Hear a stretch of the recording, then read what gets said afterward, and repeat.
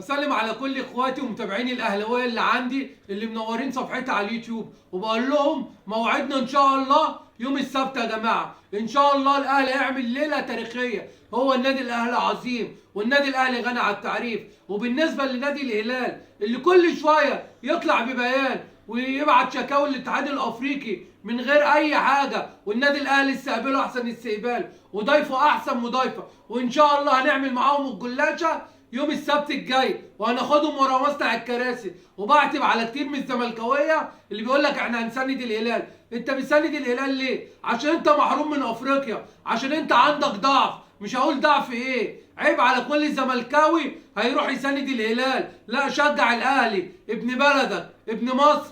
الاهلي اللي فخر مصر، اللي بيوصل اسم مصر للعالميه. النادي الاهلي العالمي، بطل افريقيا، بطل القرن. اوعى انت كزملكاوي تعوم على بعض الزملكاويه اللي ما عندهمش مبدأ. خليك مع ابن بلدك ابن مصر. النادي الاهلي عزة مصر، اسم مصر اللي رافع راس مصر يا جماعه. عيب على كل زملكاوي، واولهم الكابتن احمد عيد عبد الملك اللي قال لك انا هروح اسند الهلال. مع الف سلامه يا كابتن، وان شاء الله هيتحط على الهلال وهيبقى انت وشك حلو عليهم، لان الاهلي فريق كبير يا جماعه. الاهلي فريق عظيم، الاهلي غني عن التعريف.